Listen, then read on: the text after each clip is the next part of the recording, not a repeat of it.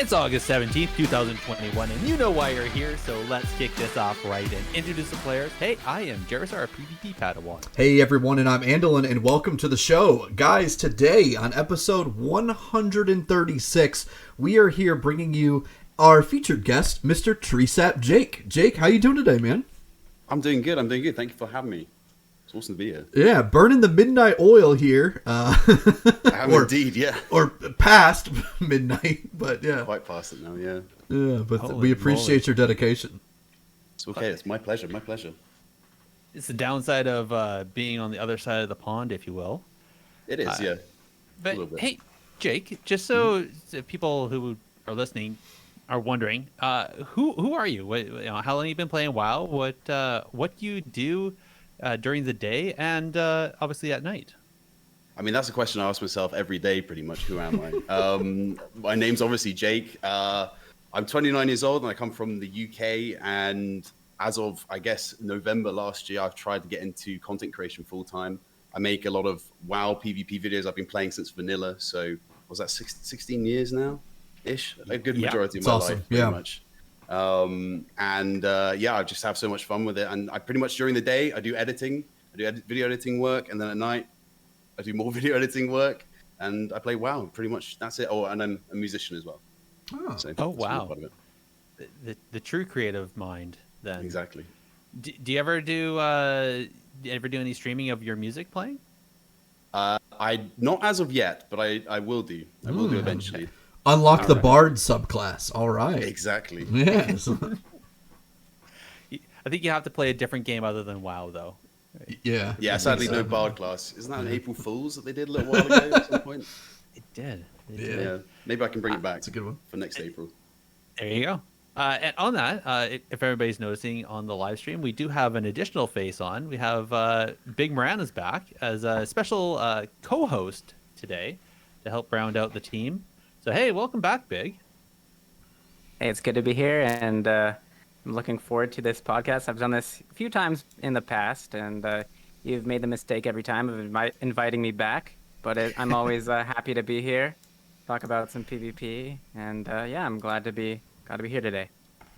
Always a pleasure to have you. It's good to have you. Seriously. Yeah. It's not a mistake we keep inviting you back, honestly. But we do like to mention right off the bat of what we've been up to since our last show for the last 2 weeks. So I think we'll start with you, Jake, since you're the Treesap, since you're the special guest, if you will. Mm-hmm. What have you been up to for the last 2 weeks? In What have game I or been up out? to? Oh my god. Actually a lot. I started my first stream actually 2 weeks ago. So we've been pretty Wow. much streaming every single Congrats. day. Thank you. Streaming every day. I do a lot of video editing work for Mir as well, as his editor. So I've been doing a lot of that. That's been a lot of fun. Wow. Done some videos for Payo as well. So yeah, that's kind of keeping my time up at the Yeah. minute, alongside streaming and doing my own video content work. But yeah, pretty much that's it every single day. Nice. I have to Wow. ask, where does the tree sap come from? Okay, so that's an interesting question, and it has actually changed multiple times. Originally, I tried to launch myself as a rogue player. Of my my rogue was called Treesap because I thought that's an interesting pun, and I then quickly decided that I'm not good at rogue, and I swapped back to shaman. But I like the name, so I decided to keep it. And actually, Treesap now is this monkey suit that I put on. Ooh. Yeah, so Oh. I become the monkey called Treesap. That's part of There it. So you there's two. It's kind of like two of us. There's a dichotomy. It's me, Oh. Jake, and the Treesap, the monkey. Gerissar, did we invite this monkey? The monkey can come if you want. Okay, I think he needs to guest on the show. Just as long as he doesn't throw his own feces, I think I'm okay with that. He's a very polite monkey. don't He worry. might ook you with a duker, but That's the bare minimum for this podcast. Is you can't throw your poop on the screen. That's not allowed. That's If strictly that's not the case, allowed. then I'm not coming on. Then oh no. Oh my god. And we're off the rails. All right. Andallyn, what have you been up to the last 2 weeks, buddy? Oh man, I've been gosh. all over the place. I thankfully my fiance so let me preface this as we're getting married in 10 days. Yes. And the week before, my fiance was in a car accident. Thankfully she's okay, but it totaled her car. So I flew down to Alabama and bought a car in Alabama because there was a great deal. So I bought her a car, but I had to fly across like a couple states to go do that and come back. And so it's been a very busy week in terms of traveling. And for everyone who's kind of watching the live stream, you can see a bunch of boxes behind me. And that's because we've been launching our protein and supplement business here on the home front. So it's been a lot of cool stuff on that end. And I've been enjoying it. And I've also kind of been doing a little bit of esports consulting work over with some of the folks over in Haven Media who are doing a Rocket League tournament for that's hosted by Samsung and Odyssey. So, yeah, that's what I've been up to. That's awesome. You've been having horrible luck with cars lately. Yeah. Out at your brother's for his wedding, and your car ran into a truck tire, if I remember correctly, and now your fiance's car just got totaled. Yeah. Holy moly, buddy! Thankfully, I haven't been in the cars during any of these instances, but I'm glad everybody's okay. So yeah, no, I'm glad too. I do want to note that this is actually going to be the last podcast we're going to do together that you're not married. That's correct. correct. When you come on, you're going to be married. That's right. Yeah. So I unfortunately will not be as available as you would like before. It'll be like, yeah, exactly. I'll be like, hey, I want to play some games. And she'll be like, nope, you've been playing too much. Yeah. That's I'm sure she won't do that because she knows you and she knows what she's marrying. So let's move on, though. Big, what have you been up to these last 2 weeks, buddy? I actually had car troubles yesterday. Oh. To add to these problems. It's been we have monsoons. I live out in Arizona. We have monsoons during the summer. And I went to go put something in my trunk, and I noticed my trunk was wet. I'm like, uh-oh. Oh. And so I pull out, there's a little spare tire underneath, your trunk. Yep. I pull that little covering off that, and it's completely covered in water. Like my tire was like submerged in water. Oh no! And so I guess I have some sort of leak or something in the seal of my trunk. So I spent yesterday in the hot summer sun, just like with a sponge and a coffee cup, scooping the water out of the back of my trunk. So that was yesterday. No car problems prior to that. But I've just been doing what I normally do, which is make videos. So I guess we have two content creators. We have a bunch of content creators here today. Yeah. So yeah, I've just been doing that and got some really excited stuff coming in the future that I'm really looking forward to release. So I've just been on the grind, so to speak. Nice. Awesome. And actually, speaking of that, there was a video you just released earlier today I saw for over there on the skill cap side, the quick bites you guys are going to try, right? Yeah, we're experimenting with 60-second short videos because, a lot of our views are mobile views. And sometimes it's hard to get, good content formatted for mobile. And so we're just experimenting with this new, very, very abridged version of their style of content. And I think it looks really good. And so we're excited for what we have planned. Nice.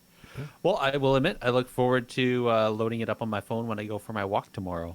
That way I stretch my legs and get away from work. So I personally appreciate it. And I guess to round this all out for myself, I've been other than working during the day, last couple weeks I was trying to get into World of Warcraft. I've been still kind of playing around on my Disc Priest and trying to work up the courage to overcome my fear of failure to get it into arenas and into actual instance PvP. So still wasn't too sure on that, and then. Blizzard was kind enough to bring back Comp Stomp, so I rolled that into the brawl, and had some fun doing that. And then I realized just how good that was for Renown catch up as well. So I got on my old Warlock that was sitting at like Renown 12, and I hadn't even finished the full campaign. I think I only unlocked like one of the soul binds and stuff like that. I hopped onto him, and I just chain ran the brawl, and he's now Renown 47, and completely geared out in unrated PvP gear. I didn't max out the ranks on it. I think it's rank 3 each, so he's sitting at 190 eye level, 202 when in PvP. But I mean, for casually just jumping on and playing a few games as I can through, during lunch break and stuff, I think that's pretty good for a week. And that was a lot of fun. That I couldn't imagine. I couldn't believe how friendly a lot of people were, except for one person I ran into. They were getting quite irate because we didn't 5 cap, and so obviously that takes a little bit longer for the ticks to get enough resources, and they were getting quite irate about it. And I was like, okay, yeah, sure. It's, this is how you do 5. Just type it in chat, right? I'm like, but, whatever. And they're like, no, not whatever. I've ran over 200 of these, and you wouldn't believe how much a difference of time that makes. And everybody agrees with me. And I'm like, yeah, okay. Anyway. But in the mean, at the fun time, though, I did catch up. I went over to the Oasis Discord, and I posted in there that I was going to be running for about an hour or so. And so I met up with somebody over there, and we had grouped up, and then just chain ran a few of them and had fun. So nice. It's just it brought together a great part of the community, though. Just people that were willing to just go in there. They knew it was pretty casual, pretty. I don't want to say brainless, but pretty. It wasn't nearly as challenging as you'd find in real instance PvP against other players, and it allowed for definitely some more joviality in chat. So yeah, for sure. Yeah, I think they need to keep. I think they need to bring more of these in. I was saying this today. It's just such a great thing, the Brawl, the comp stuff. Blizzard come up with some fantastic ideas sometimes with stuff like this. So I really like it. I think they should come up with more. It's really great. I love the brawls. I wish I would love to have seen what the whiteboard looked like when they were brainstorming all these different brawls they came up with. Yeah. Man, I'm assuming which ones got there's a cut. few that, yeah, that's what I want to know. Anyway, speaking of which, so since Comp Stomp is gone, and it was actually taken out of the rotation for a while, but it's off for the week, and now we're back to the Deep Wind Dump, if I'm not mistaken. So that's the one where you're supposed to run basically basketballs back and forth across the court. It's the old Deep Wind Gorge map, not the new one they did. But speaking of passing, like a basketball and that, let's get into the need, greed, and pass and see what Andallyn's come up with this week. This likely won't be a clean fight, so keep your distance, eh? All right, so need, greed, pass. So this is a fun segment of our show where we go through, I give you a scenario, and we go through that scenario, and you determine which option you're going to want to roll need on, which option you're going to roll greed on, and which one you're just going to flat out pass on. You have to assign need, greed, and pass to the 3 options, however, in whichever order you want. So, that being said, let's roll into this week's need, greed, and pass, which is yours truly's week. So, for this week, guys, this is the scenario, okay? Twitch is releasing its own gaming platform.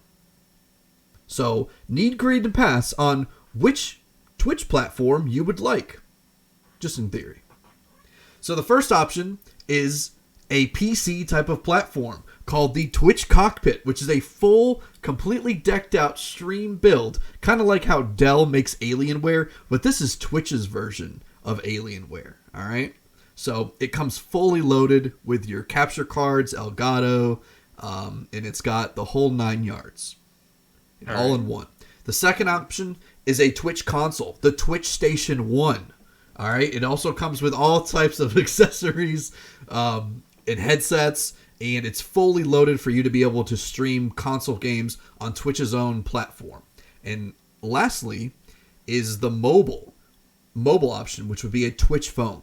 So you would have your very own phone that was made by Twitch, and it would be completely optimized around streaming. It's quite essentially like the complete IRL stream kit to go. So those are your options: the PC Twitch Cockpit, the console Twitch Station 1, and the mobile Twitch phone. Oh boy, that's a gooder. Can we just jump in? 'Cause I've got Absolutely, one. yeah. Awesome. Go for it. Need PC one just because the cockpit, just because PC games has always been my big thing.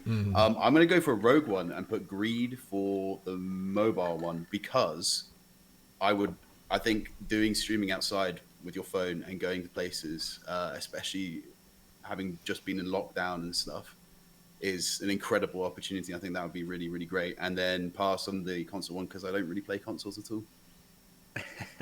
Simple. Fair enough. Fair enough. Fair enough. Huh. I'll go next.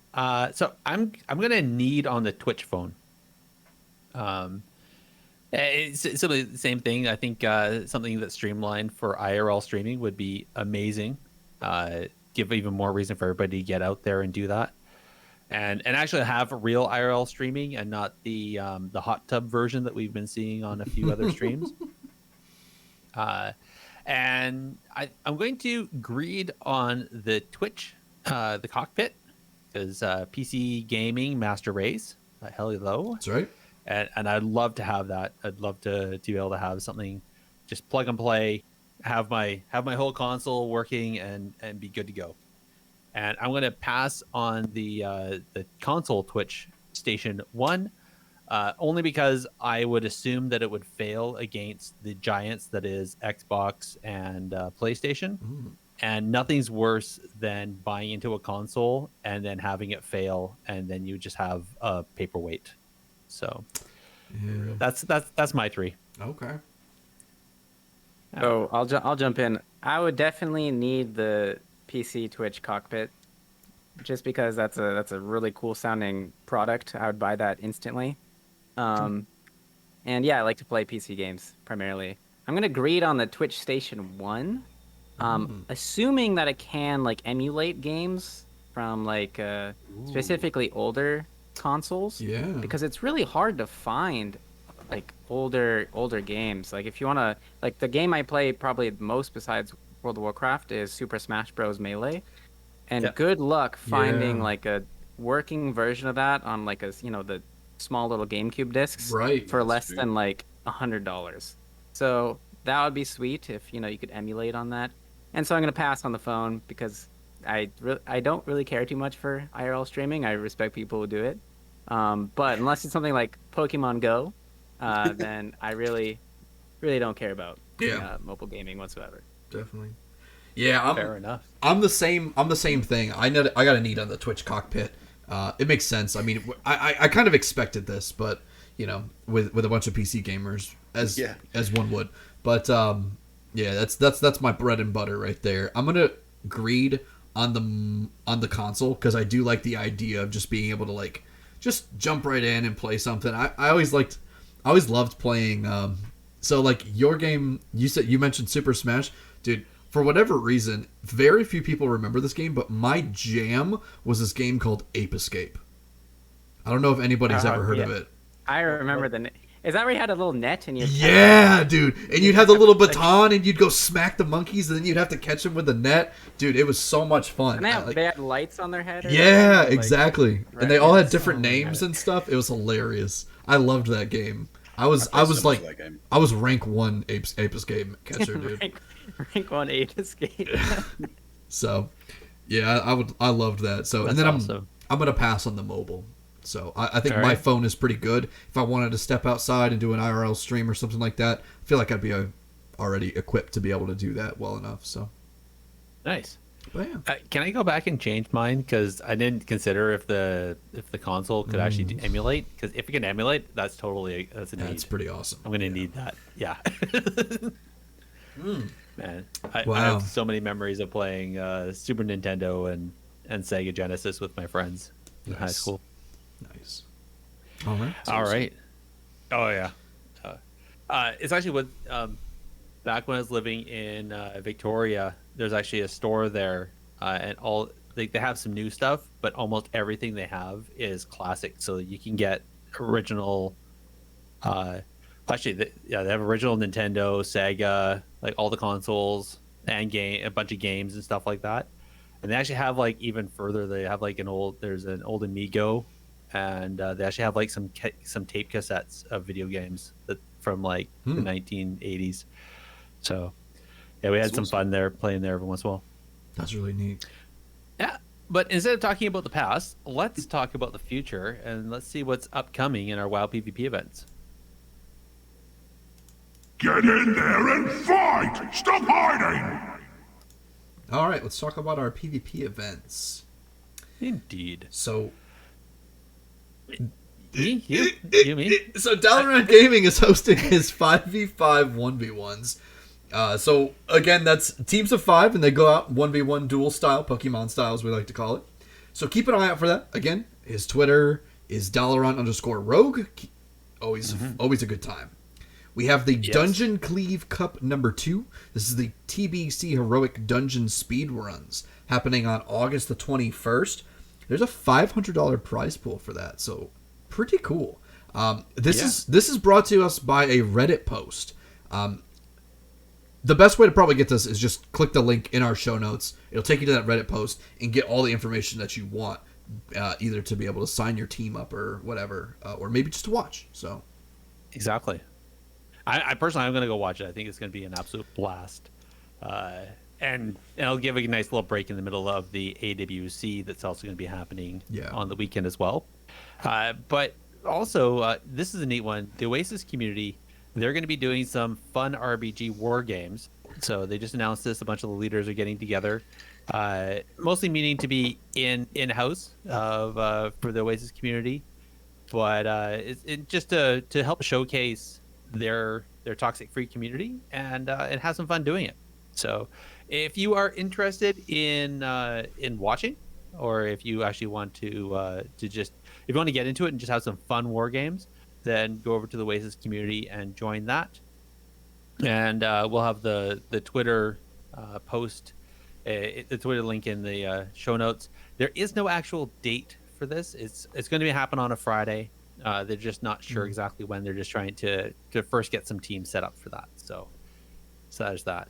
yeah. And as we did say just now, or as I just said, I guess the AWC circuit is continuing. So 2 rounds are done. Third round is this Saturday and Sunday for EU and NA. So it'll be interesting to see what happens, because usually after the third round, the third weekend, is where you really start to see some point separation and see who's going to be making it to the finals and who's going to be left behind. But if I remember correctly, I think I don't have the points right now in front of me, but I think in the EU side, there's like the top 3 are like a loss away from being from first to third. Like it's really close. So, and the MDI season number 2 is actually starting tomorrow with the time trials, and we'll see how that works out when the groups get set up in the 3rd of September for the group play, and who made it through the time trials and who got left behind in the dust. So neat one. The time trials, normally what it was is they would go in and they would queue with a key and try to see how fast they could run that one key. Instead, what this is going to do is they're going to use basically what they did for the big push. So people are going to start with a low key. They're going to have to raise it as high as they can, and then if they have maxed out on that key, then they have to see how fast they can run that key. So we may be seeing some time trials where people have pushed all the way up to like a 26 or a 30 key or something like that. Wow. Yeah. So it'll be interesting to see how that works out. But again, you can follow that over on, I believe, Raider.io is going to be doing a lot of the tracking for the tournament realm for what's going to be happening there. Yeah. Other than that, I think that's it, Andallyn. I don't know of any other events. If you know of some, or if anybody in the listeners as well are out there in community, don't forget to let us know, and we will happily announce them on our show. I don't know, Andallyn, do you know of any other events? No, not personally. I know that we always talk about what's his name, the unholy DK, Flark. Flark, yeah. We always talk about him. Where's his regular rundown? Is he? I deleted it because he hasn't been running any tournaments for some time now. Got it. So and I believe that he has taken a hiatus on running tournaments. He's been focusing more on just communities and doing viewer RPGs and stuff like that. So Okay, got it. yeah, Good to know. well, I guess let's dig into the subject analysis then, and let's pick Treesap's brain and see what it's like to be a streamer. I'm gonna light you up, sweet cheeks. Ask away, fire on. Do you want me to just talk about in general, just what it's like going into streaming? Yeah. So like, There's let many. me give you a spot to run though. So I guess one of the first things that we want to talk about is maybe just kind of go through. Maybe we'll fire some questions at you and let you kind of run away in whichever way you want to run with those. So just to kind of get things going. So like, what prompted you to say like, hey, I'm gonna press that start streaming button? I think because I've done music for a very long time, like since I was about maybe 12 years old, and maybe even younger. And performing is such a big part of my life and what I really enjoy doing. So pressing the start streaming button was just a simple matter of time for me. I've never had the internet for it, and then I got the internet fixed and sorted for myself at home about 2 weeks ago, pretty much around the time when I first started streaming. And it was just very easy, and I've honestly had the best time doing it since. So it was a very easy option for me, really. Just get on with it, basically. All right. But you said you decided to start streaming back, or to become a full-time streamer, content creator back in November, right? Yes. Yeah. So, exactly.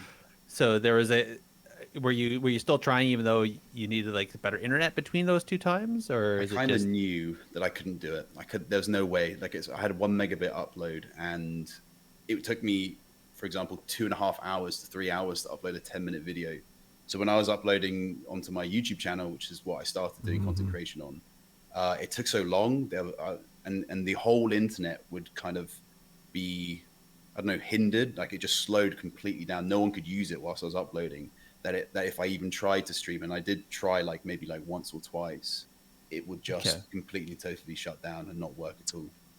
Oh, nasty. And nobody really wants to watch a streamer that's doing 320. Yeah, nobody wants to see Mr. Roberto you're doing, trying to talk. No one can hear me, kind of thing. We'll go watch the Transformers if we want to see Optimus Prime. Yeah, exactly. Right. You'll see a lot more action, a lot more Michael Bay explosions than on my stream. And Megan Fox, yeah. So you weren't nervous at all then going full time? Like it just seemed very natural for you to switch over like that, eh? Yeah, not at all. I didn't feel nervous one bit. It was it felt very natural for me. A natural part of what I've been wanting to do for a very, very long time. So cool.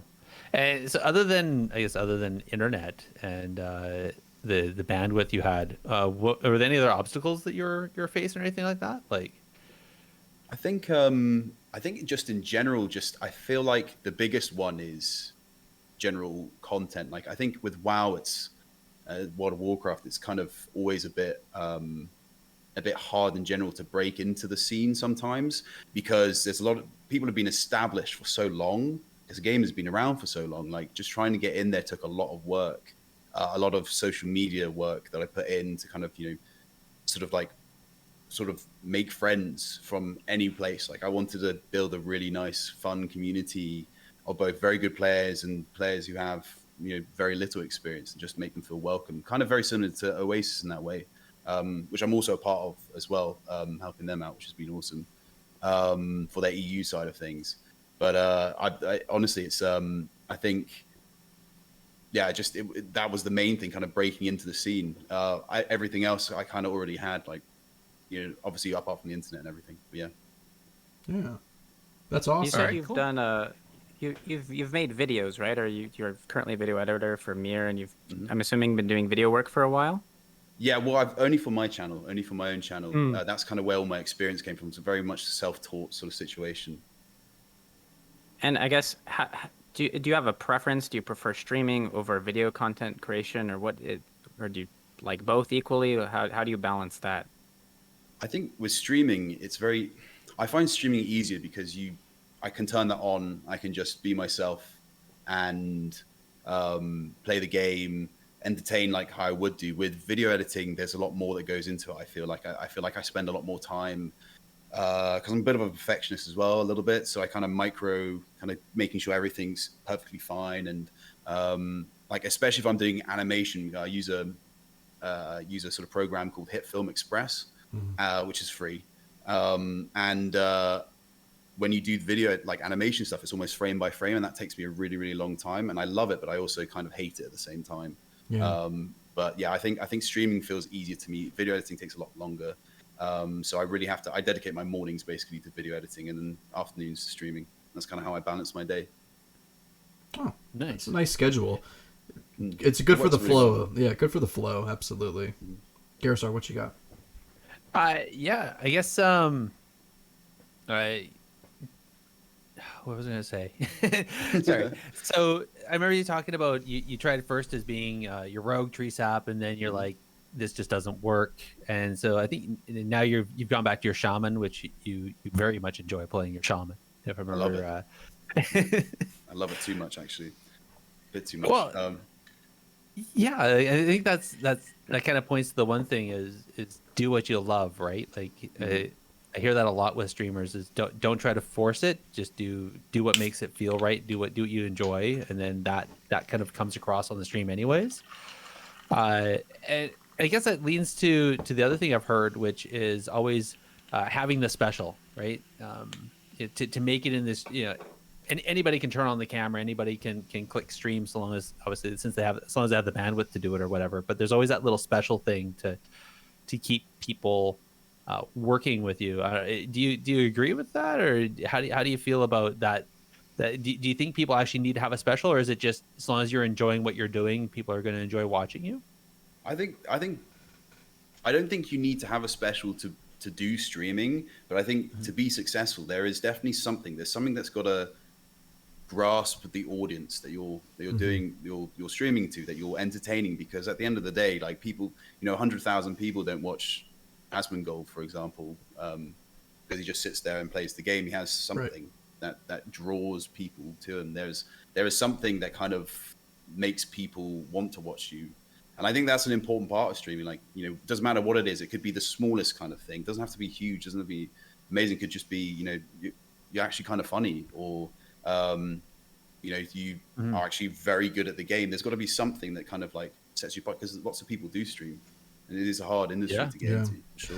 So I've worked a lot with streamers and assisted different people that were like well-developed streamers, and also helped like younger streamers kind of grow their channels, and kind of consulted for them a little bit.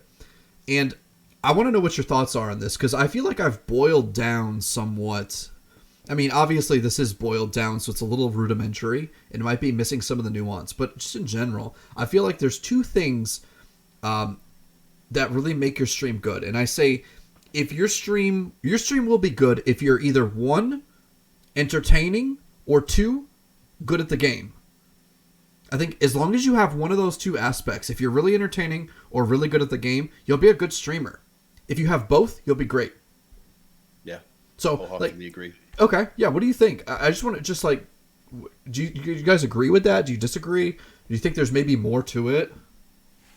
I think at a basic level, yeah, that's pretty much, at least what I've always thought anyway, is that, like, from what I've done, when I've done my research and have a look around at the guys and girls that, that stream out there in the same sort of in WoW and everything else, I always feel as like there's tons of people that will watch, someone that's really, really good at the game because they're really good at the game and you want to learn from them.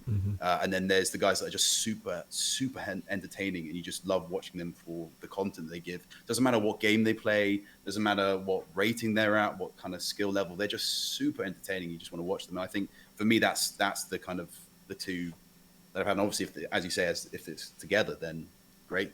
You've hit the winning ticket. That's the golden ticket right there.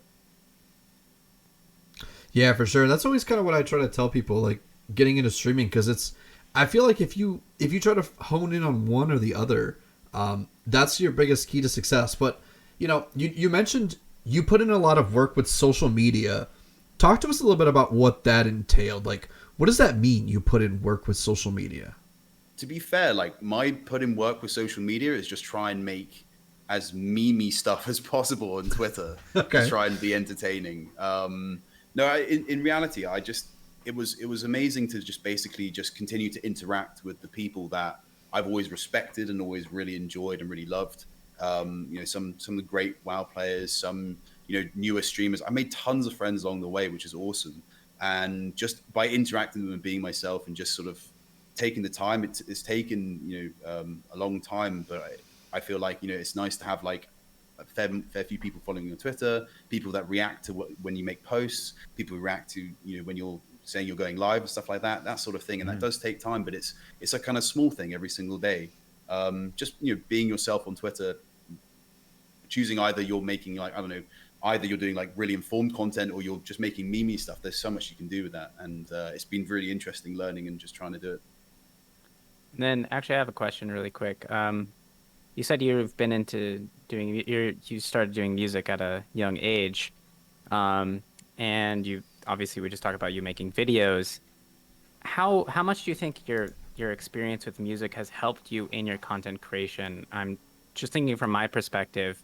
Like I've made PvP videos, and I think a lot of the fun is sort of synchronizing music with things that are going on screen. Did you find that your music background helped you with that sort of stuff? It definitely helped to a degree, yeah. Like the thing is, the music kind of that I made was so different to the music I actually use in any of my videos. Like totally different. It's all like I prefer like rock music, and I end up using sort of more sort of house and kind of synth wave and that sort of stuff, because that tends to be sort of a bit more chill, and that's kind of the vibe that I'm going for. But kind of recognizing exactly as you say, like just the points where it should come in, the points that kind of help accentuate moments, that definitely helped for sure. But I don't know, I guess I got a bit sporadic with my editing. Like I don't know, I feel like it's an organized chaos in a way that kind of comes into some sort of crazy video. Like I do intro skits at the beginning, so choosing music for that, choosing what I think sounds like fun music versus more serious music, that definitely came in for sure. Just having an ear for something, kind of noticing that was good. I feel like that's like a lost opportunity of like using AC/DC Thunderstruck lined up with your Ellie Shaman zapping somebody, or I don't know. Like lava burst, yeah, huge earth shock crits, yeah. If I didn't get DMCA'd heavily. Yeah, I was gonna say, DMCA if you do that. I'll get hit by my channel's gone. It was worth it. That one video. That's right. Yeah. Fair enough. I guess that's always the other side, which is the unspoken part right there is as much as there's other music you could use, but the threats from American policymakers is a bit much. Yeah. Ironically, I worry about using my own music because of the fact that I might actually get DMCA'd by my own stuff because it's all run through someone else. So that's kind of tragic, really. I was like, wanted to show some people on stream. I was like, am I going to lose my account? What's going to go on? What do I do? Kind of thing. So it does get into a bit of a twisting corridor, as it were. Well, don't you get a couple strikes before they completely shut down your account? Yeah, you do. Yeah, but I would actually kind of die inside if I got a copyright strike for my own music. So I'm kind of worried about it. That would be very odd. He's out of strikes too because he's already used the first two on Thunderstruck. So yeah, exactly. What can I say? That's right. That's funny. So I noticed a couple questions then. Talking about streaming, camera or no camera? What are your thoughts on that? That's an interesting. I saw that come up on Twitter the other day. I think it was Barndor that brought it up, and I engaged with that because I think sort of the point in contest was that sort of like actually preferred going into streams that had no camera, that was just focused on gameplay. And I think my answer to that was, in reality, most people love to see a human face to kind of talk to and interact to. They want to see their favorite streamer laugh like a hyena at the stupid joke that person has made in chat, and kind of like, just enjoy that reaction. That's just a very human thing. Right. But also at the same time, if you just want to chill, there's a lot of streams where you're like, you just want to chill. You don't want to look at some guy kind of like sweating over his keyboard, kind of trying to push, like, I don't know, sort of like first 2K for the first time. Sometimes, just good vibes is nice. I know WizK and Jellybeans do that quite a bit, and you know what, I vibe that. But I think most of the time people click on if there's a camera. It's just that engagement is just so much more rewarding, I think, as a viewer. At least it was for me anyway. Yeah, I get what you're saying too. Like the facial expressions and that nonverbal is worth its weight in gold for sure. But I would say, yeah, it's in a way it's kind of. I guess it depends on what they're doing. If they're interacting completely with the chat, then yes. But if it's just going to be like high level gameplay, it's almost distracting to also see the face and see what the reactions are and stuff like. As much as it's good, it's almost as distracting. So Yeah, I can see that for sure. yeah, I do enjoy. I'd say on the AWC, I love that they have somebody stream. They have the face cams, even if it's the person that's not playing. I remember the other day they're streaming. It was Chanimal. He wasn't playing. He was the fourth player. He was benched, and just watching his face reactions as they were going through the matchup, it was priceless. It made it for sure. I'm sure Anna put loads and loads of different clips up on Twitter as well. All of those fun things as gifts. Yeah, she's good for that, amongst other things. All right. So I think we have to get. I want to get to a little bit of a darker side though. Is we all know there's a lawsuit that happened against Blizzard. We talked about it last episode as well. And I know a bunch of things came across on Twitter and other YouTubes and everything. People commenting. There's a bunch of people that were, I don't know, armchair activists, if you will, where they're trying to call out people that were still doing content creation and telling them what to do or whatnot. And I've heard some people have lost quite the following, depending on whatever they're doing. Just from your point of view, how did that ever, or did it affect you? And if so, how, I guess, is a good way to ask it. I think it did actually. Something I noticed, especially since it happened, was that every time I uploaded a video, I noticed that my subscriber count on YouTube, especially, because you can see that obviously, just went down. It was kind of disconcerting. And it kept doing that every time I put out WoW content, because obviously all my job, as it were, is tied to World of Warcraft, and I don't quite have the community, I'd say, at the minute for me to go, switch off that to remain financially viable.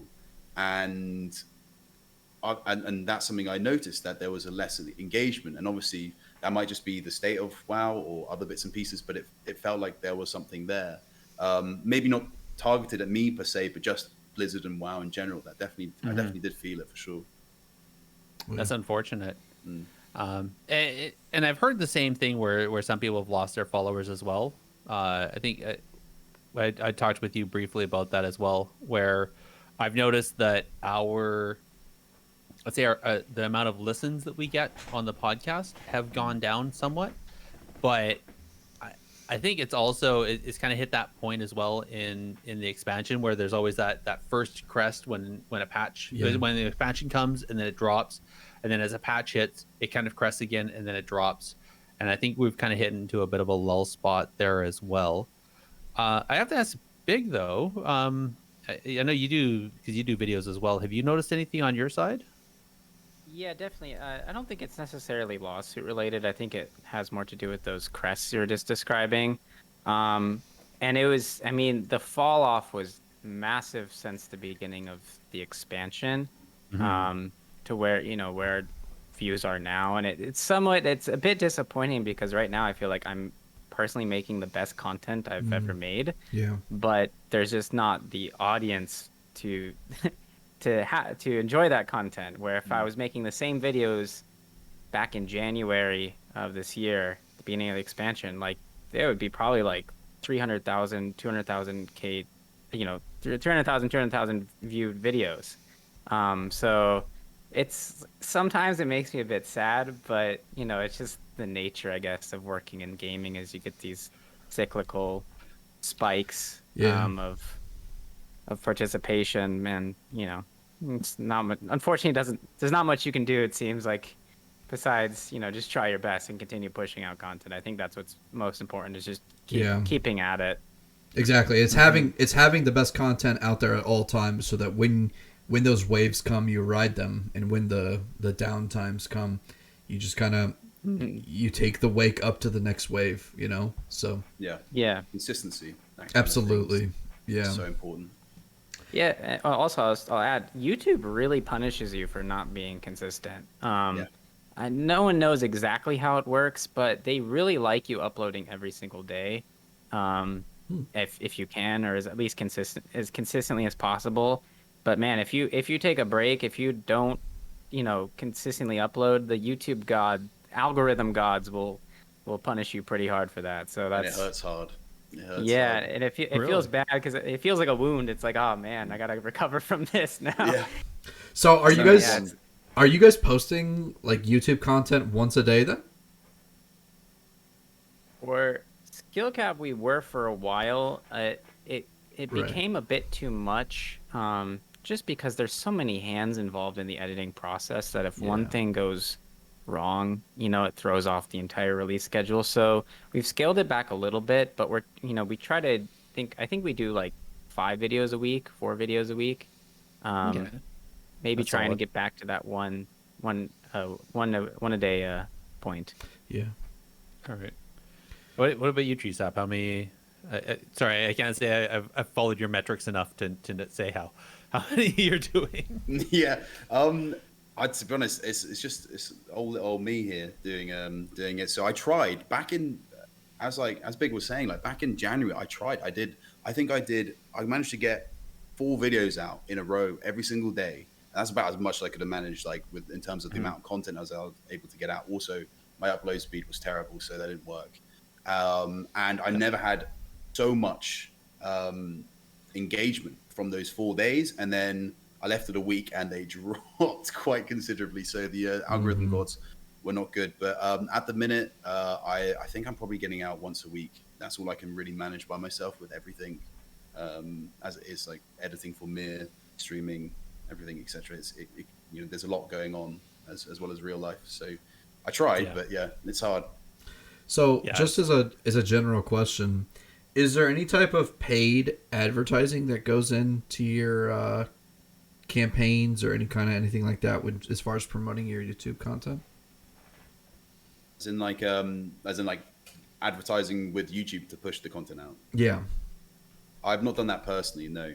But I don't think I've had any paid stuff. Like if Raid Shadow Legends turned up and was like, actually, do you want to put us in? I'd not say no. That's for sure. Yeah. Right. I've never heard of that game before. I've never seen an advertisement for that game. You haven't heard about that game? Oh, I can tell you all about it. Tell me Hint, about hint. it, yeah. It's a fantastic mobile game. I'll leave you Hashtag guys to the ad. monkey suit. Yeah, hashtag ad. Yes. That's awesome. Yeah. So, how do you get back the engagement then? If you fall off and you feel the algorithm isn't tracking you as much, then how do you get that back on? Well, I guess on YouTube, since we're talking about that. How do you get back that engagement? I think Big will know more than me. I honestly, I've been trying to figure that out for a long time now. So I think maybe actually the consistency is probably as my imagination goes, probably that's it. Also, a lot of it is knowing your audience too. Like, because I mean, I work on a bunch of different types of content, and some things I think will be amazing, like awesome ideas, and they'll just like fall flat. And it's just because I'm thinking of things from my perspective sometimes a bit too much. So you really need to know what's going to stick with your audience. That's, I think, one of the biggest things too, because just because you're releasing videos doesn't mean that people are going to click them. Even if they're subscribed and they have notifications on, you have to have something. Unfortunately, you have to have something very clickbaity for one. And that's like the YouTube meta for a while, right? Is to who can ever clickbait the hardest. I mean, that's been the internet meta for a while. Is who can clickbait the hardest. But then being able to clickbait while also producing high quality content, that is, I think, the really important balance you need to strike, because it's obvious when it's just pure clickbait, and no one wants to watch that. But you might have the world's best video, and if you don't market it properly with the right sort of thumbnail, the right title, I mean that can hit you and really punish you more than you'd think. And so it's a weird, you have to duck and dodge all these things, and find what sticks, and it's a bit of a navigational journey, so to speak. Okay. Yeah.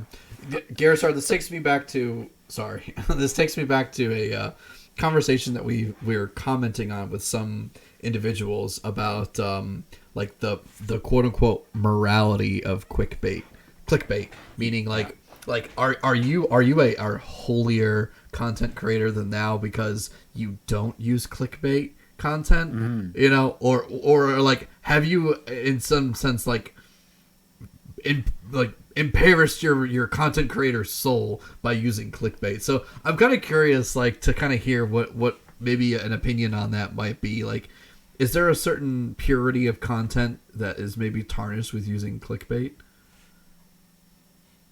That's what are your thoughts on that? Well, I mean, I unfortunately, I just think it's the meta. You know, you can't not clickbait. And I think in a way, there's people who do anti-clickbait. Like I'm thinking of, I don't know if you guys watch Video Game Donkey. Like his titles are very, very simple. They're not clickbaity titles whatsoever, and he still gets views. But he kind of gets views in because first of all, he's a big content creator, and because they're almost like clickbaity because they're not clickbaity, if that makes sense. So like it's the anti-clickbait, yeah. Right, the anti-clickbait is also clickbait. So it's really weird.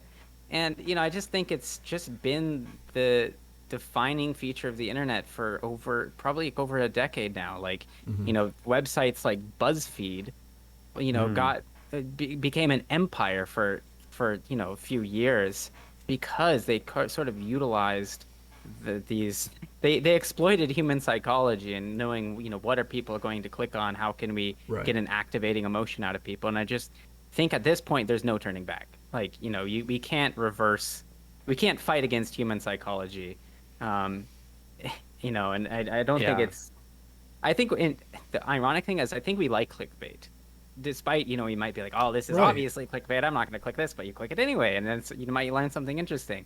So I think there's this irony where we make fun of it and it's easy to parody, but it's really consuming and addicting, and I think we just are stuck with it. Well, I even had that today. I was looking through some news highlights, and the news highlight was quite simply, it was how many Canadians are still in Afghanistan? ? And I clicked on it, and the whole headline was how many that, and then it's actually in the headline, but it was on the click. It was the government won't say. Yeah. What's the answer? We're not telling you. Yeah, and we're not telling you because we don't know. Oh no, they Thank know. you for the click. Yeah, exactly. But that was it's exactly what you said. I will say that's broadband news. Like that is like one of the national news articles. I will say this. I think with like news and journalism, there maybe is like an ethical imperative not to be clickbaity. But when it comes to like making WoW videos, I'm gonna clickbait that all day. Like, of course. Yeah. Fair enough. Because clicks equal cha-ching. So yeah. Yeah, for sure. And I think that's really it. I guess Jake, I didn't really hear your answer though. Do you have like a moral? Is there like a moral fiber that you kind of grinds you every time you make a clickbait title, or? Not at all. You can't. I don't think you can do that. It's just as like Big saying, like you just can't do that as a content creator, and especially as a WoW content creator. Like you're already at a disadvantage at that point behind how old the game is and the fact that like I don't know. I don't think there's anyone under 18 that plays it that much. So it's kind of like you've got to get people wanting that. I don't know, man. I see 9-year-olds in chat all the time. Just ask them. That's very true. Yeah, no, that's true. Actually, 9-year-old mentality is a thing for sure. But I think like you want your video to like you want people to be sat at their desks with their sort of chicken korma or I don't know, some sort of wrap that they've got from lunch, and they're very sad and they're like, oh, what can I do? Oh, look, you won't believe how much this Earthshock does by TreesapJake. Oh, I'll click that, and that's something that you want to watch because I need to know how much that Earthshock did. It doesn't matter if it did like 9k non-crit like damage in the video. It's worked. Yeah, nice. It still took that health bar to 0, right? It still killed the person. That's the exactly. Because that's the goal. Yeah, that's you the need goal. you need to go full Canadian journalism and just like have the video be like pressing your Earthshock keybind and be like, no, dang it won't work. You won't believe how much the end of the video. we don't know either. Details stopped working. Yeah.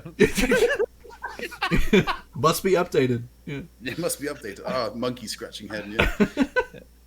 Wah, wah. I'm gonna steal So that idea. How much did that Earthshock hit for though? I'm don't kind know. of curious now. Well, I've seen them go. Watch the the funniest video. thing for yeah. Well, why didn't I think of that? Yeah, watch the video. Come on. All right. So okay, I have to ask one other thing. So we talked about bandwidth and that. How important is hardware? Like, can I just go get a Chromebook and make it work? I mean, obviously I can't because you need something strong enough to play the game that you want to stream in that. But I don't know. Like, did you feel that you had to? Yeah. Did you feel like you had to go out and get like a monster machine to do all the video editing and the streaming and all that other stuff? Or I did kind of go and get a monster machine to do it, but just because My I man. wanted a monster machine. Heck yeah. More than anything. To be honest, I mean, I think people actually, I got a 3080 and people actually ridiculed me because they're like, oh, what are you playing? I got a 3080, but you're playing WoW. It's like, yeah, but I wanted a 3080. It's like, yeah, but you're using it to play WoW. Like, you don't need a 3080 to play WoW. But then, like, that's the only kind of knockback I've had from that. But I don't think you really need it. I feel like the only other thing it's done, like CPU, having a really nice CPU has been really helpful for rendering videos. And obviously recording videos. I found actually being able to use my NVIDIA 3080 for using their recording through OBS and also Shadowplay and stuff like that has been really, really useful. Yeah, encoding. Yeah, that's it. Yeah. So the encoding has been really useful, and it's because I used to really struggle. My first videos when I first started making them back in Mop, I made like a couple of videos back then. They were like kind of just low quality, kind of stuttery, and now I never have to worry about quality ever. So it's just a big relief to never have to think that, actually I'm just putting out something that's really grainy. Yeah. And I think that's important, but you don't need the best of the best for that at all. You don't need the best of the best, but you can if you want to dab on just having the best of the best. Yeah. So. Speaking of that kind of quality, and just kind of coming back to something we talked about a little bit earlier, in the quality of your stream specifically, how important do you think it is for someone who's getting into streaming, or maybe for you, to have like good channel graphics or have a unique brand, or like is it worth going out and like paying for someone to design all these graphics for your channel and streamer alerts and Twitch Streamlabs OBS type of stuff? And how important is that to you, and how much of an impact do you think that really kind of carries on your stream? I think it entirely depends. For me personally, like for me, I have some really close design friends who really helped me out with all of my design for everything. Like I was obviously really grateful to them for like actually doing that. But I thought it was important for me because I'm not a big established player. I'm not rank 1. I've got 2400. That's my experience. So I don't have that same pool. Like, for example, Mig getting out there, just chat blocker, 2.5, 3K people watching him. He doesn't need that because he's so incredibly good at the game. Yeah. But I think for someone like myself that kind of focuses on being entertaining with the gameplay as well, like having a good graphics just makes me look clean, professional, kind of makes you feel a bit more warm kind of coming into my stream. And I think that's important for me. So it entirely depends. You can be a really successful streamer and have none of that. But it just depends on kind of what your market is. But I think having a brand for me has worked very well, and I really enjoy it. And that's something I've always wanted to get into, marketing. So kind of having that has been useful for me personally. So you touched on it a little bit, but what would be your advice, having gone through that, then, for anyone who is kind of looking to get into streaming on a varying levels of experience? What would be your advice in terms of like what should you do? I think not expecting. I think the biggest piece of advice is not expecting everything to go to be massive, or be a sudden boom straight away. Because I started uploading videos consistently, like every week. I think I lost my job in August 2020. So around then, I was like, I'm going to be a full-time content creator, or at least kind of like just get into that mentality. And I started uploading every single day, and it took 3 months. And then Shadowlands launched, and I put out my Elemental Shaman, in-depth Elemental Shaman guide for PvP for Shadowlands. and then that blew up, and that took me away. And it was just one video on YouTube. And my biggest piece of advice is just not to expect it just suddenly happen, but just work a little bit every single day. And you actually, like, you know, if you put small little blocks together over a long period of time, you can build a castle, you know. So that's my biggest piece of advice. Like, just keep consistent and don't worry about making the big break. Gotcha. Focus on building blocks. So would you say that they also... Go ahead, Big. I was going to say, and I think to add to that too, I think, you know, we talked about earlier recognizing these waves in content. And I think for WoW, it's definitely around the patches and around the expansion releases. Those are the times where I think you should probably focus most of your attention, because that's when you're going to get those big, you know, that you could just, you know, go from zero to hero just by having, you know, one really good video at around the time that an expansion releases. If you're, again, because you can just ride that wave up. So that's, I think, another big part of it too, is just kind of the timing of when you're going to put in the most effort. Yeah, strategy is important. Yeah, for sure. So would you need to... I wouldn't start on the day of the launch of a new patch, though. Yeah. You kind of want to be a little established before that happens, right? Like. Yeah, of course, yeah. Yeah, I think Just worried about somebody that's going to turn on their stream on launch day and think they're going to hit Asmongold levels or something. You need to have the hair for that too. Yeah. Yeah, true. Yeah, true. Very true. So would you need to... Sorry, I'm going to ask this question. Let everybody know. So, would you be able to just turn on your stream, or do you think that in order to have a certain level of success, you really need to put it in tandem with YouTube content? I think if you're not already established, I mean, this is the problem I think at the minute with streamers and YouTube content is that YouTube, because of how the algorithm works and everything, especially with WoW, like YouTube is just a way to feed people to your Twitch stream at the minute. And I felt like, having done YouTube and gotten further than I thought I would ever get personally, it's only helped but ameliorate or augment my own stream by putting people that way. So I think that's kind of the relationship with it, but it definitely helped building a community on YouTube first before going to Twitch. Okay. That's for sure. So what's that channel been like? Has it been like someone watches your YouTube video and they then go to your channel, and if you're live, they watch you, or if they're not live, they follow you? Is that what you see? Yeah.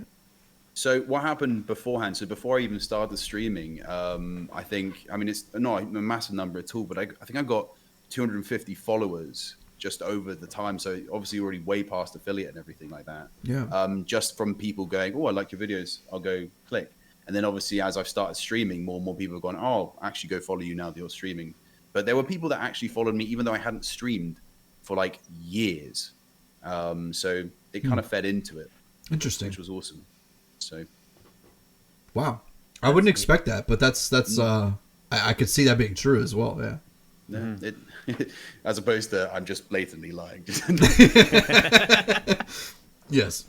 Yeah. I was wondering about that myself, because I was told that Twitch is horrible for discoverability. Yeah. And I find that myself. Like earlier today, I was like, I thought I'd check out to see who was daytime streaming PvP, and I spent a good 30 minutes scrolling through. Like once I got past the hundreds and into like the 50s, there's like a good number there. And then I got past that, and there was easily, I'd say, a good 30 streamers. They're all like 5, 6, 3. Like it was just going. It was just pages and pages, and at no time were those floating to the top. At no time, like I had to like purposefully pass all the other stuff that would have caught my eye on the way down before I got to these other streamers. And I'm, some of them, rightfully so, only had 3 people watching, because that's about how entertaining they were. But there was a couple there that I would say, with a little bit more practice and some more grooming, they would probably be one of the next top streamers. They just, but people haven't got there yet, right? I really appreciate your kind words, by the way. Just obviously right through. No, but it's actually so true. A lot of my friends do that, and I feel very privileged because, as I said, my YouTube community came with me. You know, on my first streams, I had like 40 people, which was nuts for me. Kind of doing that. Obviously, that was a max. Like, I didn't stay at 40, but that felt like a real big goal to me because I can't remember who said this, but I saw it somewhere, and I don't know if any of you guys know it at all, but. There's a quote that was about Twitch streaming. It's sort of like, if you stream to 10 people, that's like almost like half a sort of like a not cinema, but it was like a theater size or something like it's actually a bigger number than you think. That is quite a lot of people coming in to see you, and if you think about it, like, you know, even if you get 100 people, that 100 capacity venues are massive. That's a whole downstairs basement to watch, you know, for example, see bands play. Exactly. It's a huge number, but because we're so used to seeing such huge numbers, like, you know, 100,000 people, 50,000 people, even 2,000 people, you're thinking, oh, that's nothing. 10's nothing. No, that's great. Keep going. Yeah, it's like the Warcraft YouTube channel. Like, oh my god, only 13K viewers. Oh, mega lol. Like, yeah. That's always good crack about that. I think with college football is coming up, and I think, you know, that average. Heck yeah, it is, man. Those games are like in between 10 to 20,000 or around 20,000. I don't know how. It depends on the stadium size, but I'm just thinking, like, when you go to a football game, that feels like a lot of people, you know, and that's less than 30K probably most of the time. But yeah, I mean.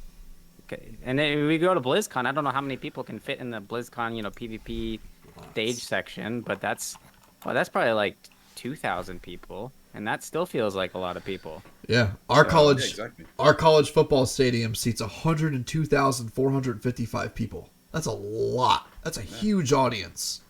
That's Asmongold on a Thursday. I know. Exactly. You know, how mind blowing is that? That's just crazy to me to think about it. But it's when you put it in perspective like that, it's because we're all sat on a computer, and on a computer it's just you and your streamer friend who's doing the little streaming there, and then a little number down in the right hand corner. You think nothing of it, and obviously chat gets spammed, but you can't read that, so you just leave it. So exactly, you know, it's impressive. It's very impressive. Yeah. So what the point was, though, I feel like I went on a tangent just then. That's fine. So speaking about that number, that same number, let's like tangent off of our tangent, and maybe we'll get back to the arc. You know what I mean? I think that's how that works, right? So speaking of that number, what does that number mean to you while you're streaming? Like, I think a lot of that, the pitfall that kind of people can fall into is they'll be like, man, this is my second day going streaming, and I've got like the numbers like 2, and sometimes it goes to 0, and then sometimes it goes back up, maybe to 3 or something like that. How much do you let that affect you, or how much of a priority is that to you, and what kind of would be your advice for someone who was kind of trying to get established and trying to get their break into the scene? I think my internal thoughts, I'm telling myself, don't look at the number. But because it's so very new for me, I look at the number. And in reality, I feel worse looking at the number. You shouldn't. Focus on your content. Focus on what you're trying to do as an entertainer. Like when you're up on stage as a performer anyway, you're not worrying about how many people are sat on there. You're worried about what your act is and how much you're making those small number of people or large number of people enjoy themselves. And that's where I definitely say, like, if you're sitting in a stream and you've got 3 people, 0 people, the best thing you can learn to do is be able to talk as if there's nobody there and be entertaining. That's something that I do. I always start my streams off with a just chatting thing and just talk to people. There could be one person in there, and I will do my best to have the most elaborate and intense or just chill conversation with this person, depending on their mood. And even if there's nobody responding to me, I'll just tell them how my day's going anyway. So they're gonna listen no matter what's going on. And I think that's probably the biggest skill to have, because if you just obsess with the number, you're gonna drive yourself crazy. Yeah, absolutely drive yourself crazy.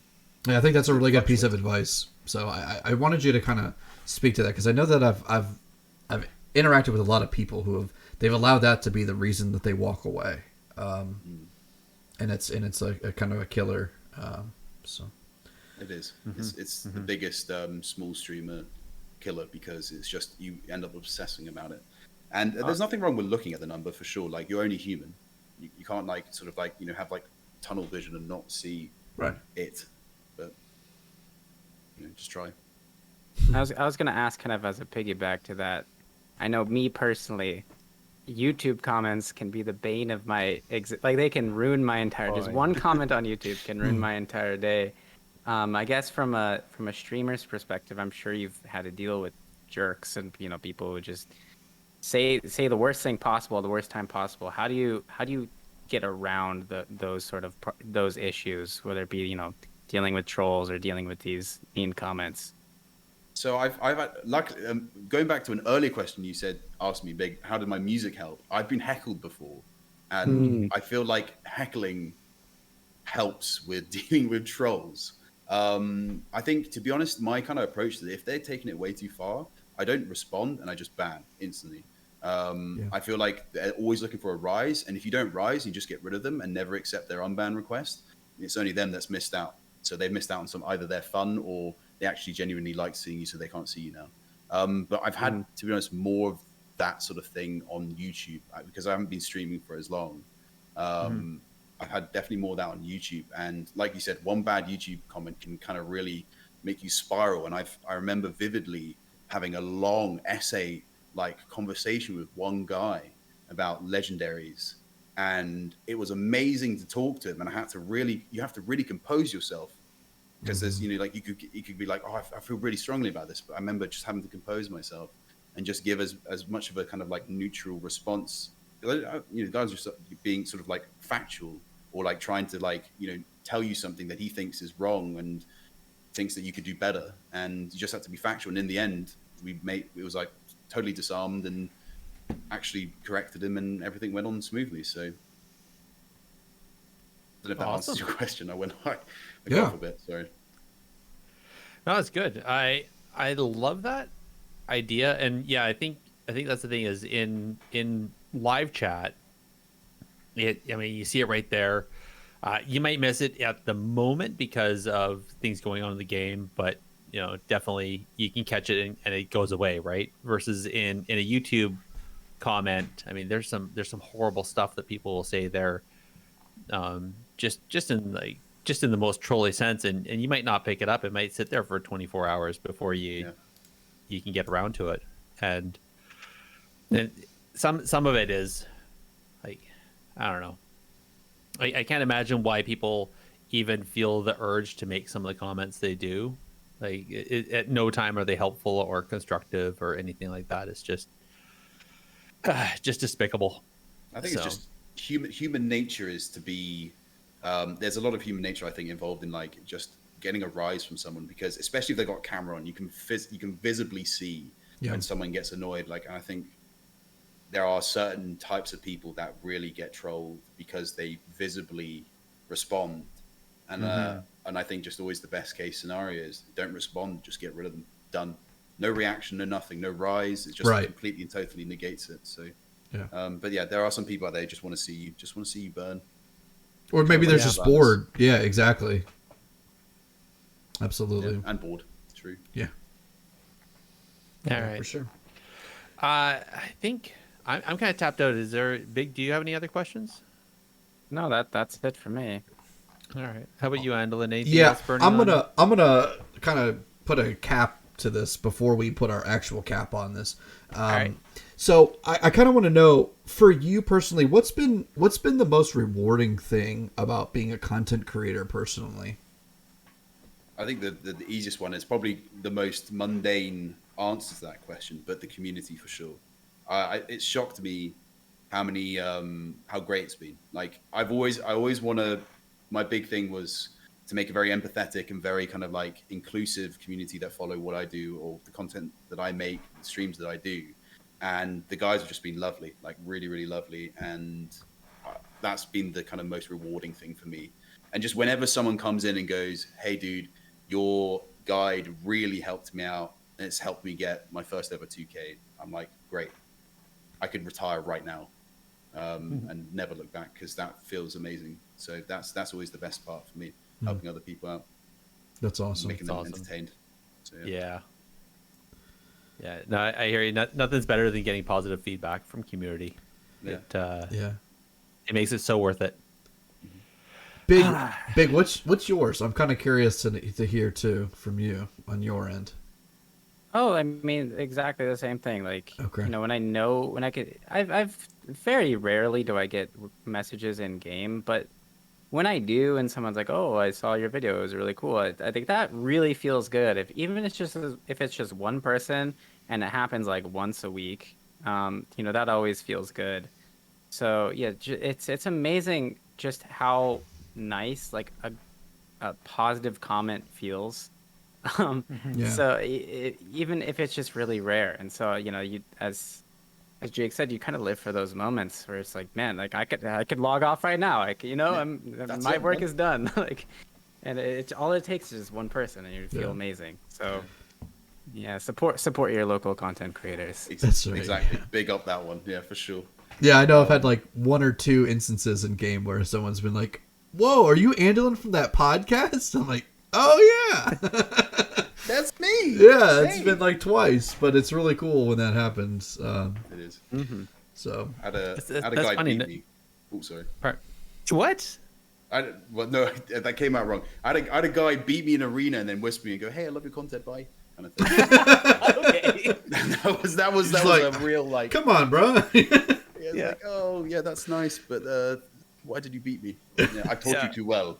You're supposed to let me win. Come on. Yeah. That's funny. We actually had that just recently. We had an email in from Solified about that, thanking us for the last episode we did, because he just switched over to doing a assassination rogue, so he's appreciative of that. Yeah. Yeah, I'm sure he enjoyed It's last nice. episode then.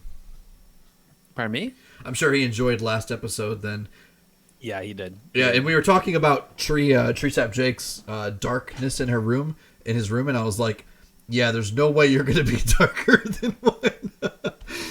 Was it even darker? He had like just natural light, so his like cam got progressively darker as it went, and we were like, he's going into stealth. Like, The stealth noises suddenly appeared, and it's just like everyone's getting like PTSD from rogues coming up behind them on the stream. it got to the point where he was just like the most faint silhouette in a black screen you could see. Yeah.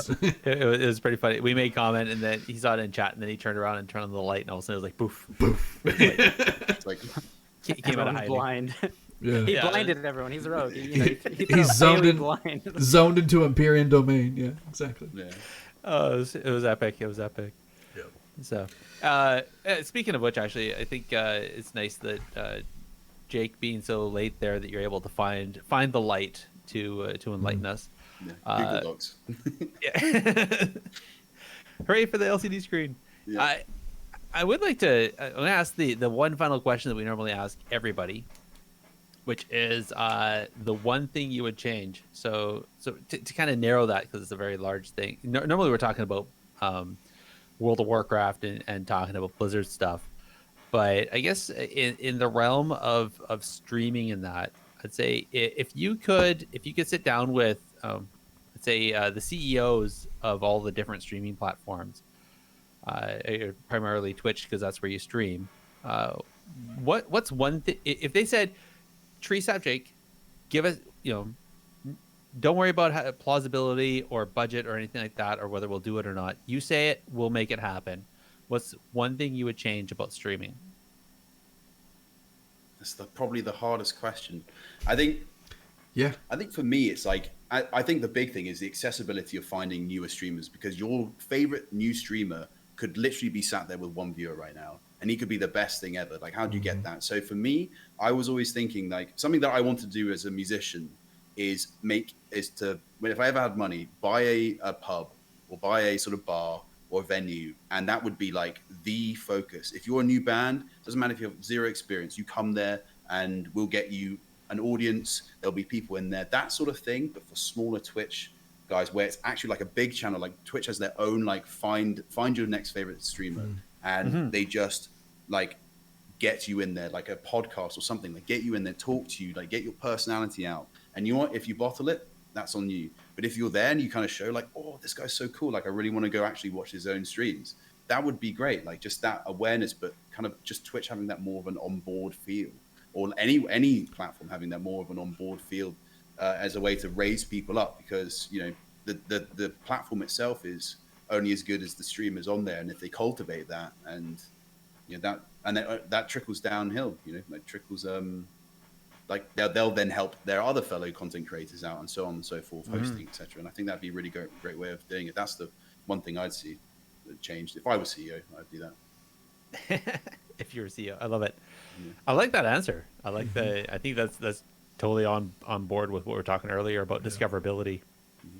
I'd love to see like a Twitch highlight the new streamers or something like that.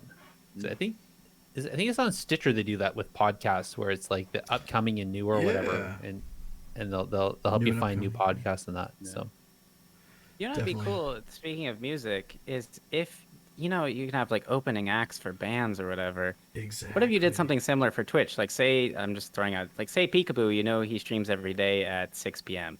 What if, like, in his intro B-roll or whatever, Twitch could find a way to show, like, other streamers kind of, like, as the intro to Peekaboo's stream, you know? Right, that I he think chooses. that would be, yeah, something like that, where you could kind of reverse host someone. Like, you could host them at the beginning of your own stream, and maybe, you know, you could send them some of your viewers. I think something like that would be... That's a really cool idea. Immediately. Yeah. Pattern that immediately. That's exactly what it means. That's For real, it. You heard it though. here, folks. Yeah. That's quality. Yeah, stop stream, right? I'm trying to engineer this in my brain right now. Yeah. I'm getting on the phone. Awesome. Yeah.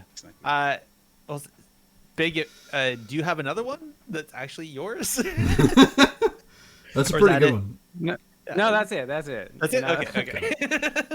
Yeah, All right. Twitch can call me. They can hire me as a consultant if There they you need, you know. There you go. Yeah. 2K sitting fee. That's it. Yeah. Or just jack your idea. So that's really Nothing lower. That's it. Andallyn, how about you? Do you have a thing you want to change? Absolutely. So what I'd like to see is, I want to see, like, did you ever go to like a job fair, like a science fair, where you kind of would like walk through like the gymnasium, and like, you know, these kids put together their volcano with like menthols, or like you know, Mentos and Coke, and then like these other kids did like some other weird science project and stuff like that.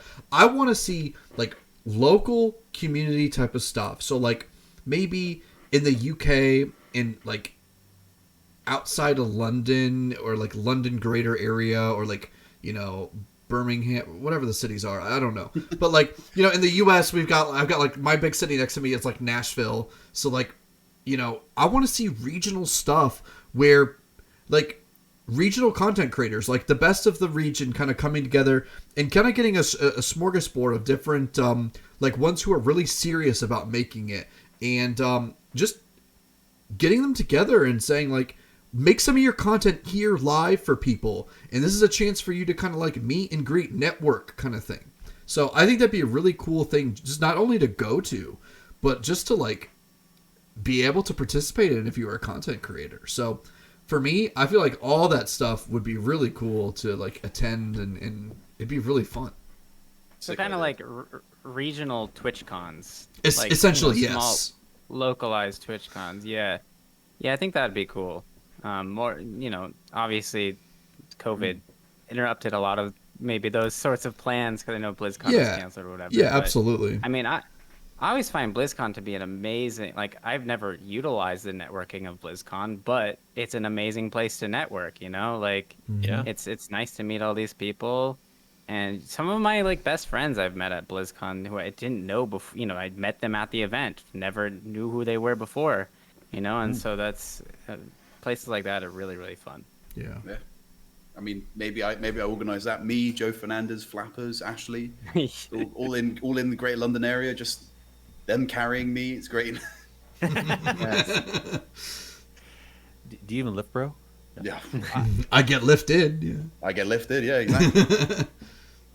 I think that'd be awesome though. I love that idea. I'd love to meet other content creators local to me, and be able to basically have these kind of same conversations Exactly. of what's worked for you, what hasn't worked for you, Right. and learn from each other as well, right? Yeah, because I mean, like, one of the guys that I like to watch, he doesn't get a lot of viewers, but he's probably one of my favorite ones to kind of go in at. I don't think he streams anymore, but like, it's because he's from my region, and so he's got like the same kind of like thing, and it's kind of like, yeah, we share a certain common ground then, quite literally, because we're from the same region.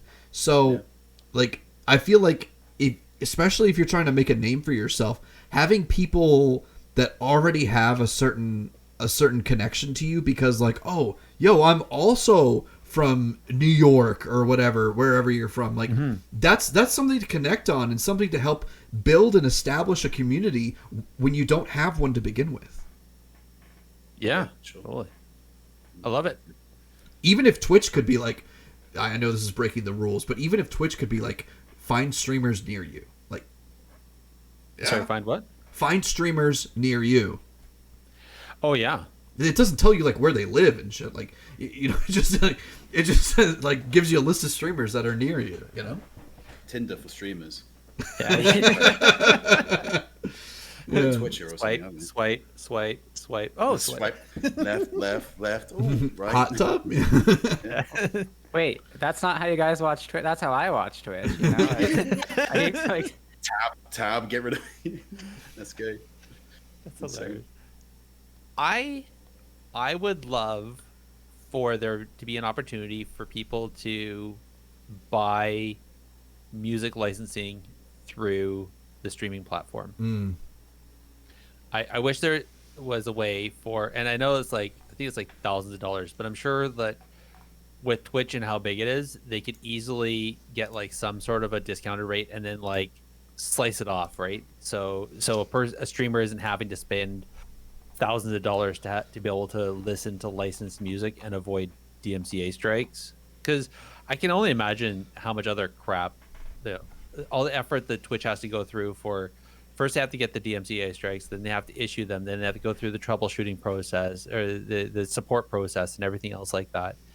Versus, can you imagine if they could offer a streamer the ability to just pay a monthly fee to be authorized to play licensed music, and then they would just avoid all that rigmarole, and they'd be helping out the people to make content, which is what they want anyways, right? They want people making content so they have more people on their streamer on their platform watching streamers. So that's the one thing I would change is I call upon these organizations to make it some way feasible for a streamer to be able to stream licensed music and not get in trouble in some way, or Yeah.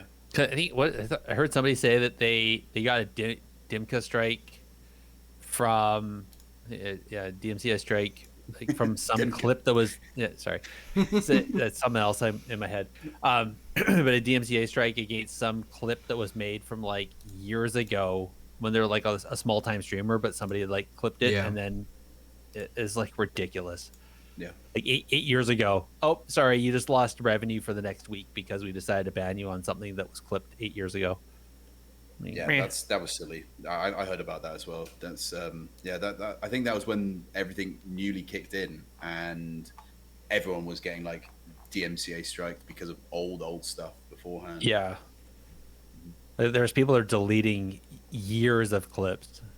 So like sad. Decades worth. Yeah. So sad.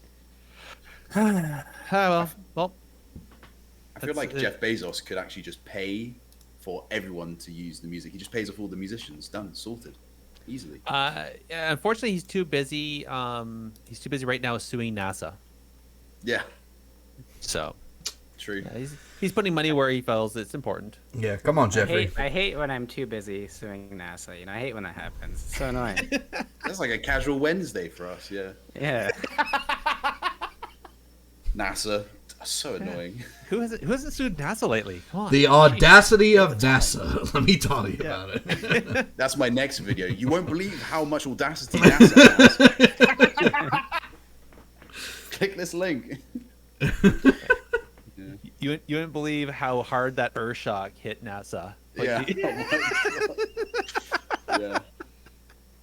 All right. Speaking of news, let's talk about what's the newest of news for WoW PvP. All right. Who ordered up an extra large can of whoop ass? All right, let's talk about it. I gotta get better at those. I'm going to find a way so that they go through our monitor. So, yeah, we'll figure that out. It's all good. Well, speaking of, I think we mentioned Barndor earlier, but I'll mention him here again. He hosted his 1v1 duel tournament on the 7th of August, and the $500 cash prize pool went to, drumroll please, Axton. Axton was playing a Feral Druid, and unfortunately, Axton was actually the one that took out Nesper, our guest. He was the previous winner of the 1v1. And I think Axton took him out in the semis and then moved on all the way to the finals and took first place. Nice. So, kudos. Yeah. If you haven't seen it, go over to Barndoor's Twitch channel. He has the VOD there, and you can check it out. Very, very well done. Him and another fellow whose name is escaping me at the moment. Easy game, I think. Thank you. Yes, I think you are right. Yes, so they did a great job commentating the whole thing, and it was quite the pleasure to well, I didn't watch the whole thing. I scrolled through it and watched some highlights as I saw fit, but definitely worth it. Sure. On the other side of news, this one was very quiet, but D Machine had to cancel his 6v6 RPG dojo that he was planning to do, mostly because just because of the current climate. He didn't feel it was the right time, and so he just canceled it for now. But it is going to be coming back, so keep an eye out for his tweets and any other news. I believe his Discord is still up and running, where he was going to be running everything through. So I'm sure you could still join his Discord and keep an eye out for announcements over there as well. And last but not least, always, there is the hot fixes of World of Warcraft. And I'll admit, I really didn't pay much attention to them. They've been doing like daily hot fixes. It's been busy. I think the biggest ones, there's some issues that they fixed with issues. Just some off and on things. The big ones were the buffs that they made to Warlock and Mistweaver monks, and also a slight nerf that they gave to DKs, and and of course, I forgot about that. They also buffed Hunters because Hunters needed to be able to do more damage. Maybe I need to play a Hunter. Hunter is actually quite ridiculous right now. No, I'm just kidding. I'm a paladin for life. Remember, we already had this decision. It's been decisioned. Dude, you've flopped up flavor of the month before. Hey, Don't listen, even lie. you're supposed to hold me accountable. I just did. No. I'm trying to think. I'm not sure if there's much else that's really big for PvP stuff in the show notes or in the hotfix that they've done. They buffed the Comstomp computers actually, and I noticed that too. They said they buffed it on August 10th, but they still felt weak. And I went into a Comstomp I think 2 days ago on my warrior, and it felt significantly harder. I mean, it was still easy, right? But it felt like, when I was on my druid, we were just pushing, 5 capping every game like a week ago. It was easy peasy. But they buffed those computers. Do you think they upgraded it by getting employees on to secretly play? They're Maybe. actually just playing it. No, I think Maybe they had employees before, and then they started got the real AI. PvPs. Yeah. Oof. Now I think all they did was they increased the item level of the gear they're wearing, because I remember your screenshot there, Big, and I think it was like they're around 30k or something like that, and some of the melee were later on in the week were around 46. I think the healers were around 38k. So I think they had some health buffed, which and yeah, they were hitting a little bit harder. I felt it. I'll tell you what about those computers. I want those on my RBG team to spin flags. You Yeah. start Oh, clicking a right. flag, and they beeline to you immediately. They Yes. they really program those to interrupt caps really well. They could push some rating, I tell you that. Yeah, and when Yeah, you're they- undergeared and they swarm you, you don't live. You're Nope. just dead. No. Yeah. I felt that when I was on my warlock when I was first playing. I level I think it was 130, and I got swarmed by 3 of them. Doesn't end well. Demon armor didn't matter. It was- That's for sure. all right. All right. So I think that's about it that really kind of piqued my interest. There's one. I'm saying that, but this other one. So there's a slight thing. It just happened with Windwalkers, where I guess the Storm Earth and Fire Spirits possibly could increase their damage for a small window when returning to your monk near the end of the duration or whatever. And there's some weird interaction there. So I feel like there's some weird stuff there where people were getting bursted down at times that they shouldn't have been. So that got fixed as well. So I think that was worthwhile to mention. So it's good to know that they're still working out on all these little bugs and these little things. There's still some work going on, even though we've seen indications that work has either stopped or slowed. So I'm happy about that. Yeah. I think that's about it, folks. That's I about guess it. we'll have to do shoutouts. Treesap, do you have any anybody you want to shout out? Anybody, like, I can choose anybody. Okay. Yeah. You can, dude. You could choose the prime minister if you want. Your mum. I don't think I want to shout at him. Thank you very much. I want to shout out a few people. I want to shout out my buddy Trep, who did all the designs, my UI, all the stuff on my overlays and everything like that. So I want a big shout out to him. Big shout out to Nessie for doing my emotes. Big shout out to guys like Bobby DK and Closure and all those guys that have been raiding me and hosting me for the last 2 weeks. It's the support I've had from them has been really incredible. So I think those are sort of the big guys that I kind of want to shout out on my end. Nice. Yeah, appreciative. I can imagine. It's always nice when somebody comes along and helps you out like that, where they help out with the overlays and the emotes, and it's such a load off the shoulder. So It really is. Yeah, it's they're very much friends helping friends, but obviously I appreciate it. So that's huge. That's awesome. it's huge. Andallyn, how about you?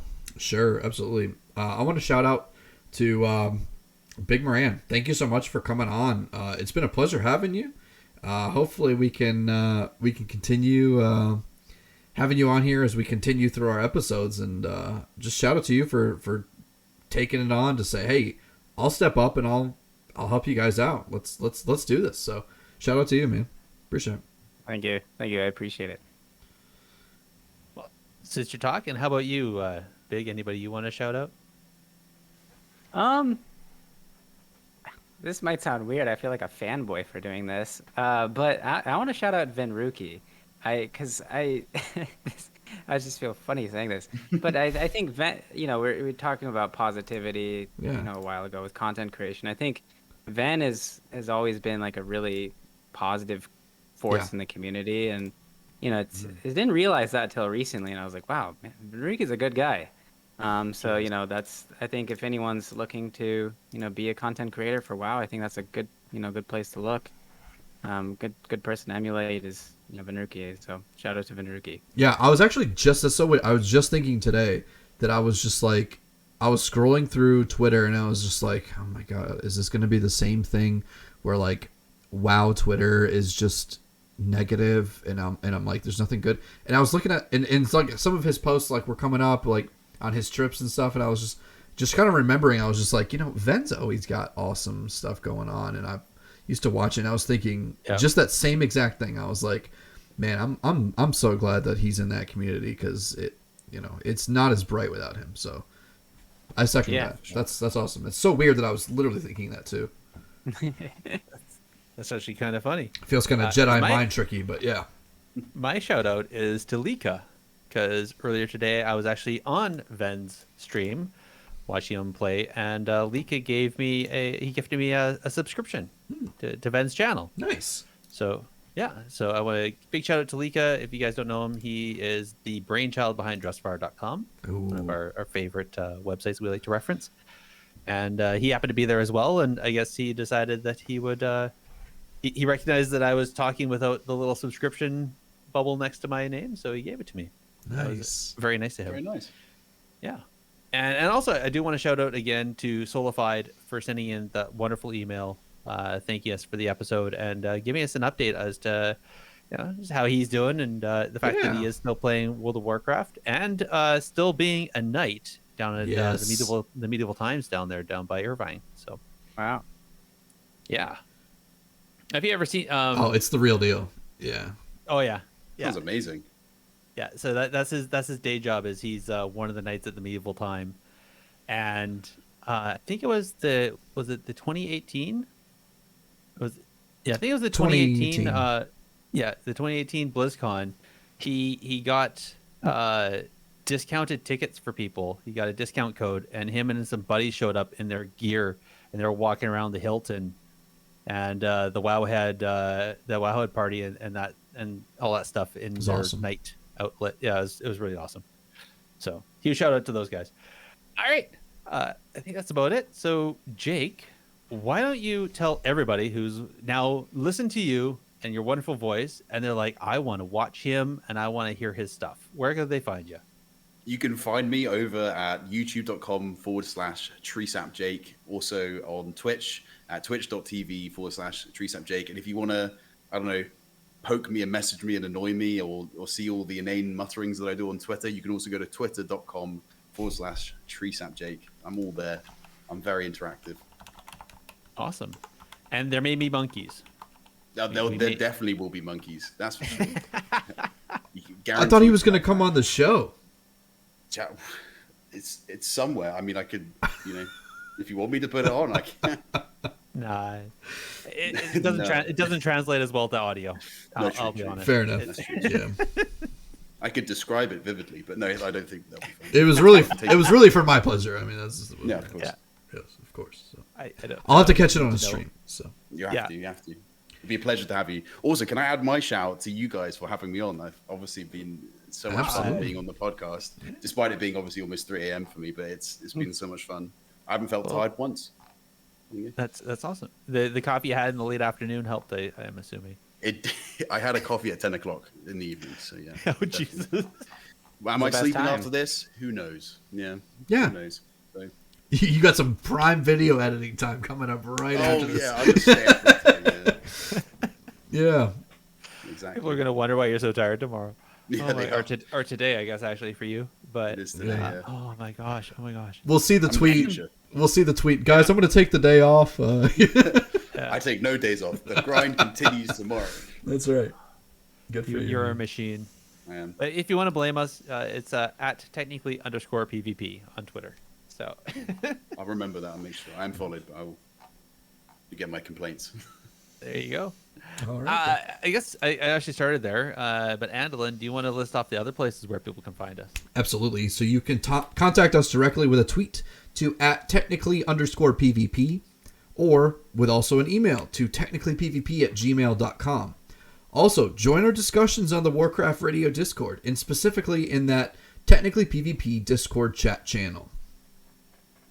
Indeed. And you can also visit the Warcraft Radio website, where you're going to find a podcast directory with us and many other great shows over at warcraftradio.com. And don't forget, the directory also has a review system, so head on over there and make sure you tell everybody what you think of the shows that you enjoy. Links, again, are always going to be in the show notes, like always. And I want to thank everyone for listening. We'll chat with you next time. Good night, everybody. Take care. Bye.